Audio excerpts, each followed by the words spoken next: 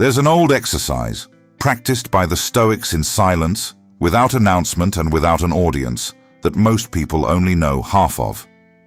They called it premeditatio malorum, the meditation on adversity, imagining the worst, anticipating loss, failure, illness, death, so that when these events arrived, they wouldn't find an unprepared mind. But there was an almost forgotten variation of this exercise, an inverted mirror rarely taught, because it demands a different kind of courage. Instead of mentally inhabiting the worst-case scenario, you inhabit the best one. Not as naive fantasy, not as a dream you caress before falling asleep and forget upon waking, as posture, as the place from which action is born even before the outcome exists. And the question I want to ask you isn't the one you've already heard 1,000 times in empty motivational videos. What do you want from life? That question has grown tired. The question that actually changes something is different, simpler, and more uncomfortable. How would you move through the world if you knew, with absolute certainty, that you were already on the right path? Think carefully before answering, because there's an enormous difference between someone who acts hoping things will get better and someone who acts as if they already are. That difference, small as it may seem on paper, decides practically everything that comes afterward in a person's life. That difference doesn't lie in destiny. It lies in posture. It lies in the quality of attention you bring to every moment, in the energy you transmit when you walk into a room, when you write a difficult message, when you make a small decision that no one but you will ever witness.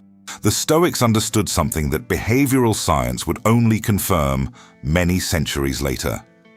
The mind doesn't distinguish with total precision between what is actually happening and what is being anticipated with conviction. When you carry fear, you transmit fear, even without saying a word. When you carry certainty, you transmit certainty, and the environment around you, in an almost mechanical way, responds to those signals with a precision that unsettles. There was a period in my life when I woke up waiting for something external to tell me I was on the right path. An approved project, recognition from someone important, a specific number in a bank account or on a scale. While that confirmation never came, I lived in suspension, present in body, absent in action. I did everything at half strength, keeping the other half in reserve, in case things went wrong, as if saving energy was some form of protection. It was during that period that I found a line from Marcus Aurelius that never left me since. The happiness of your life depends on the quality of your thoughts. It sounds obvious, almost a cliché on a poster, until you realize, with discomfort, that you're outsourcing your own inner stability to circumstances that were never under your control to begin with. You're asking the world, without noticing, for permission to act with full presence. And the world, by nature, will never grant you that permission, because it simply doesn't operate on that kind of exchange. There's a distinction the Stoics took extremely seriously, one that Epictetus turned into the center of his entire philosophy: what depends on you and what doesn't. Epictetus was born a slave, spent much of his life under someone else's absolute control, and still became one of the most lucid thinkers of his time. He called this distinction the dichotomy of control. And what he discovered, living under conditions most of us fortunately will never know, is that freedom doesn't lie in the absence of obstacles. It lies in knowing exactly where to place your energy and refusing to waste a single gram of it on what lies beyond your reach. Acting as if everything is already working out isn't pretending problems have disappeared. It's recognizing that your inner posture is the one variable you actually govern, and that this variable matters far more than most people are willing to admit. Imagine two people at the exact same point in their journey, with the same resources, facing the same concrete obstacles, on acts as if defeat were nearly inevitable, holding back energy, avoiding risk, postponing decisions.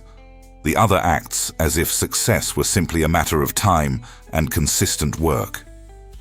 Which of the two will persist longer once the road gets difficult? Which one will spot solutions the other won't even bother looking for? The answer is uncomfortably obvious, and yet we keep insisting on living on the wrong side of that equation. But caution is needed here, because without this clear distinction, the idea quickly turns into something dangerous and empty.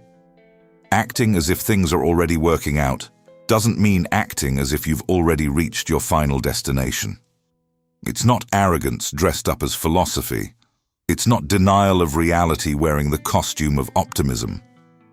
It's the posture of someone who has already planted, already watered the soil, and walks with the confidence of someone who understands that the seed grows in the dark, invisible to the eye, long before any sprout appears on the surface. An experienced farmer doesn't stand in front of his own field, doubting every day whether the soil will produce. He trusts the process, because he deeply understands the process, because he's lived through enough cycles to know that the result is a consequence, not the cause, of work well done. That's the exact difference between vague hope, which floats without roots, and active faith, which translates into disciplined action every single day, even without immediate proof that it's working. Have you ever noticed how people who always seem to have luck behave before luck even appears on the horizon? They don't wait for permission to act with genuine enthusiasm. They treat today's work, ordinary, repetitive work, often invisible, with the same rigor they would if they knew someone extremely important were watching closely. And in a way, someone always is watching, themselves, in the intimacy of their own conscience, where no social mask survives for long. Marcus Aurelius ruled the largest empire in known history amid constant wars, devastating plagues, and betrayals within his own inner circle. And still, every night, he wrote in his personal journal, a text never meant for publication, with the same philosophical rigor of someone preparing for something far greater than the immediate circumstance. He didn't wait for calm to practice virtue. He practiced virtue precisely because the environment around him wasn't calm. It was exactly in the storms, not on the quiet days, that a man's true character revealed itself, both to others and to himself. Seneca wrote a line I've carried for years, almost like an internal compass. It's not that things are difficult, and therefore we don't dare. It's that we don't dare, and therefore things become difficult. This isn't a pretty motivational quote to illustrate some post. It's an almost clinical observation about human causality. Hesitation, most of the time, isn't a rational response to real danger. Very often, it is the very cause of the danger we're so afraid to face. There's a common trap at this point in the reasoning, and I need to name it clearly so you don't fall into it. Acting as if everything is working out doesn't mean ignoring the real problems that exist in your life, your health, your work, your relationships. It means acting like someone who already knows, through practiced confidence, how to deal with those problems when they arise.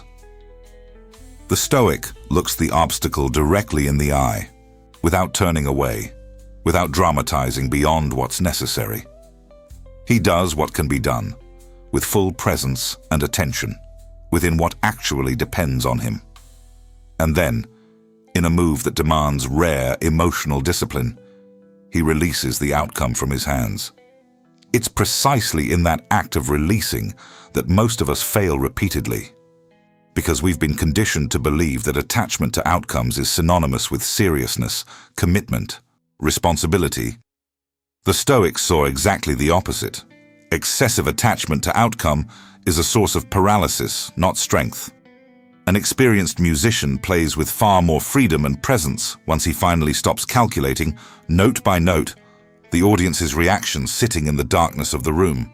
Now pause for a moment and think of a specific area of your own life where you're waiting for some external condition to appear before finally acting with full presence. It could be a project you touch halfway, without truly committing, saving your real energy for some uncertain future moment. It could be a relationship you live partially, with one foot in and one ready to retreat. It could be a skill you practice with timidity, hiding, because you don't yet feel worthy of claiming that title in front of others. Now ask yourself honestly, how would you act in that specific area if you knew, without a shadow of doubt, that it was already working out?